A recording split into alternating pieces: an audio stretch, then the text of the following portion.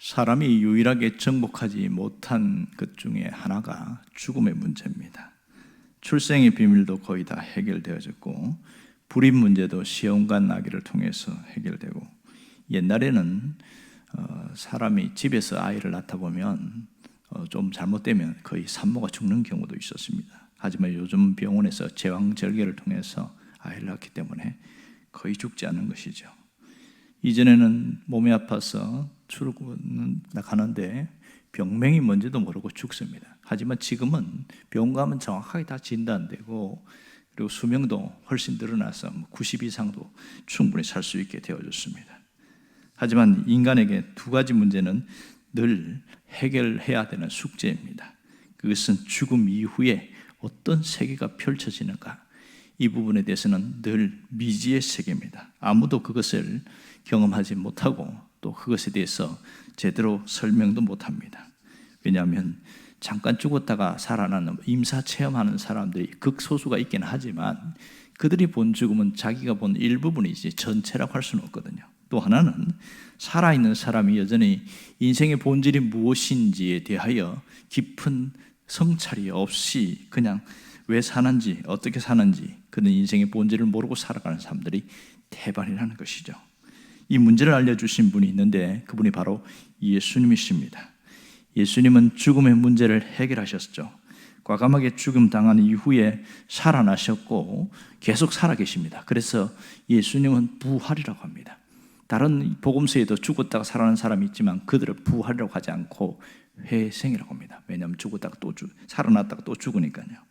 그리고 삶의 목적이 무엇인지에 대해서 정확하게 보여줍니다. 부활하신 예수님이 제자들에게 찾아와서 제일 먼저 내가 이제 살아났으니까 안심해라 이렇게 이야기하지 않았습니다. 오늘 15절의 앞에 보면 만민에게 복음을 전하라 이렇게 이야기합니다. 복음을 전파라고 이야기하면서 제자들에게 새로운 사명을 줍니다. 이것은 처음 듣는 얘기는 아닙니다. 이미 예수님과 함께 있으면서 늘상 들었던 얘기인데, 그런데 주님 부활하셔서 하신 말씀이기 때문에 더 중요합니다. 왜 온 천하에 다니며 복음을 전해야 되느냐? 그 이유는 복음을 전할 때에 그들이 예수를 믿기 때문에 그렇습니다. 저 사람이 직접 예수 믿지 않았지만 옆에 있는 다른 사람이 예수를 믿게 돌아옵니다. 그 다음에 주님이 하신 말씀은, 예수님은 믿는 자에게 기적이 있다는 것을 약속하셨습니다. 그것이 17절과 18절입니다. 믿는 자들에게 표적이 따르리니 그랬습니다. 오늘 우리가 주목할 것은 표적입니다. 이 표적이 왜 필요한 것인가 하는 것이 문제죠. 또 누구에게 표적이 나타나는가, 그 표적은 또 어떻게 나타나는가, 이것이 우리의 고민이 됩니다. 표적이라는 헬라어를 보면 징조 이런 뜻입니다. 그러니까 하나님이 행하시는 기적과 경이로운 이적을 말하고 있는데, 그러면 기적과 표적은 어떻게 차이 나느냐? 기적은 우리가 생각할 수 없는 그런 놀라운 일들을 말하고 있는데, 거기다가 표적이라고 말하면 그것이 바로 복음과 연결되고 하나님을 드러내는 데 쓰이는 기적은 표적이다 이렇게 표현합니다. 오늘 여기서 복음이 전파되는 곳에 표적이 나타난다 이렇게 말하는데, 왜 표적이 필요할까요? 그것은 하나님이 보낸 사람들이라는 것을 보증하기 위해서 그렇습니다. 저 사람은 하나님이 보낸 사람이야. 그걸 사람들이 모르잖아요. 표적을 통해서 알려주신다는 것이죠. 표적은 복음을 효과적으로 전파하는 도구로 쓰임을 받습니다. 하나님은 복음을 전하는 자에게 그 하나님의 능력을 나타내시겠다, 그런 얘기를 합니다. 이미 제자들이 있을 때에 누가복음 3장에도 보면 12제자를 보낼 때도 이런 표적이 나타날 걸 얘기했고, 또 누가복음 10장에 보면 70인 파송을 할 때, 그 제자들을 파송할 때에도 이런 일들이 일어났습니다. 하지만 이제 부활하신 예수님은 예수님의 복음이 전달되는 곳에는 누구에게나 이런 표적이 나타날 것이다, 그렇게 이야기합니다. 그 표적의 특징이 오늘 4가지로 정리가 되어집니다. 첫 번째는 사탄의 세력이 제압당한다는 겁니다.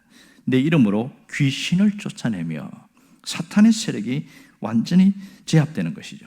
복음이 들어가는 곳마다 사탄의 왕국이 무너지게 되어집니다. 그리고 거기에 있는 모든 귀신들이 떠날 수밖에 없는 것이죠. 이게 첫 번째 특징이고요. 두 번째는 새로운 방언이 있다고 말합니다. 새 방언을 말하며, 고린도전서와 사도행전에서 보면 방언은 두 종류입니다. 경건 생활의 유익을 위한 방언이 있고 외국어 방언이 있습니다.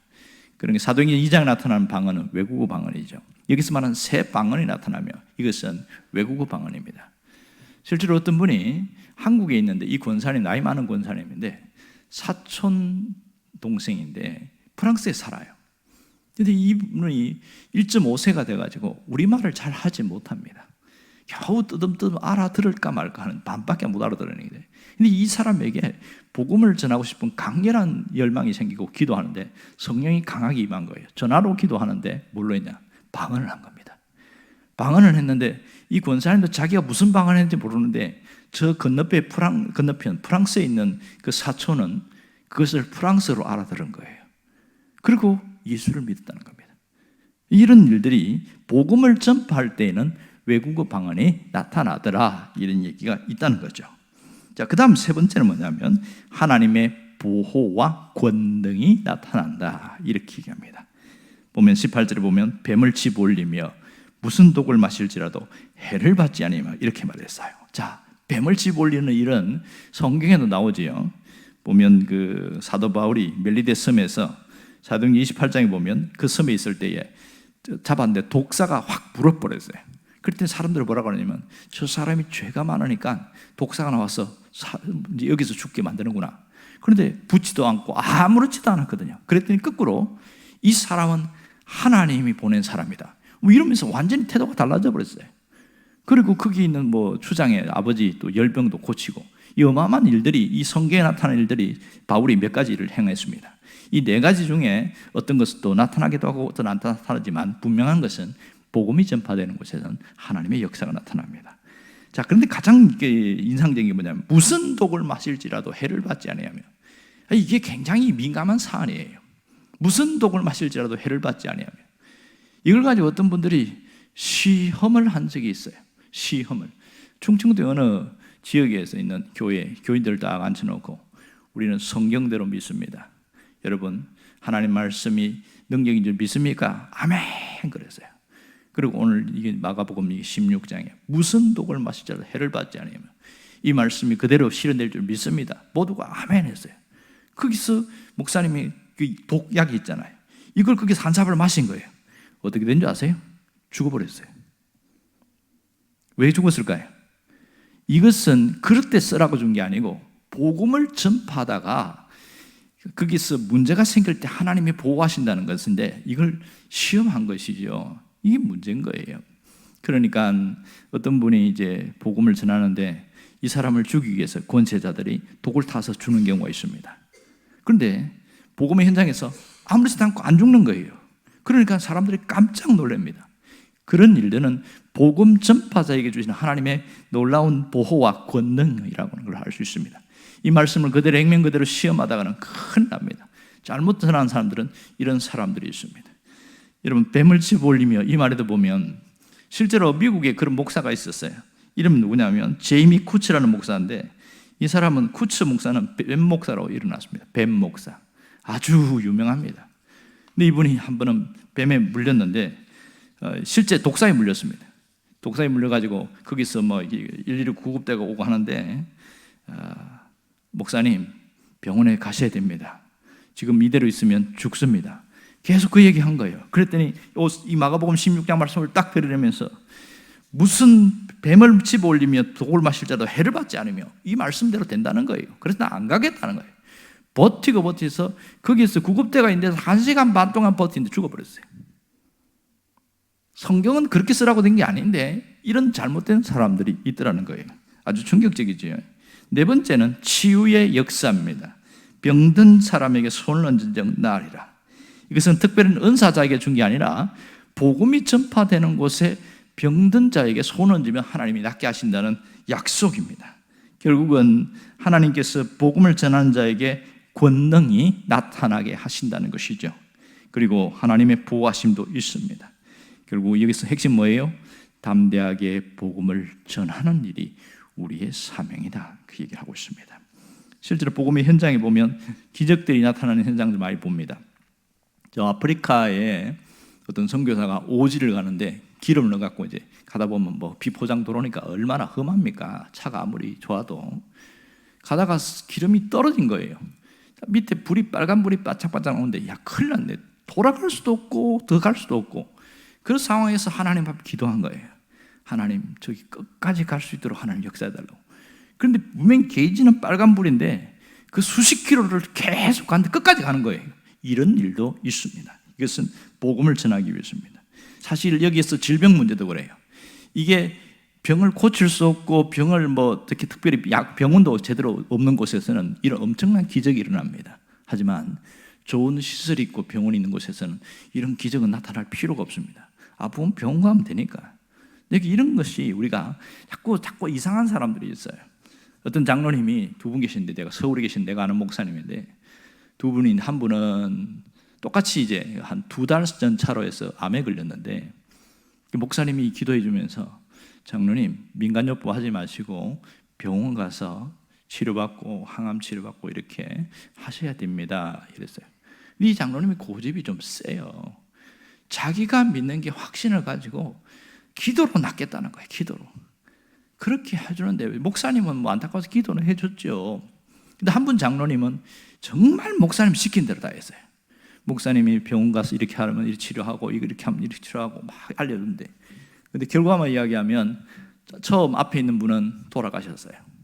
1년 반 만에 돌아가셨고, 지금 두 번째 있는 분은 지금도 살아계십니다. 6년이 지났는데도 살아계셔요. 왜 그러냐?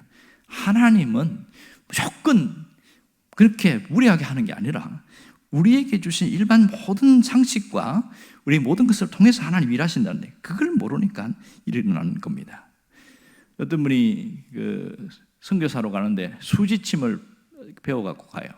수지침 초급을 배웠죠. 그냥 혈자리 어디에 놓는가. 인도네시아 가는데 그 오지 섬에, 원주민이 있는 섬에 갔습니다.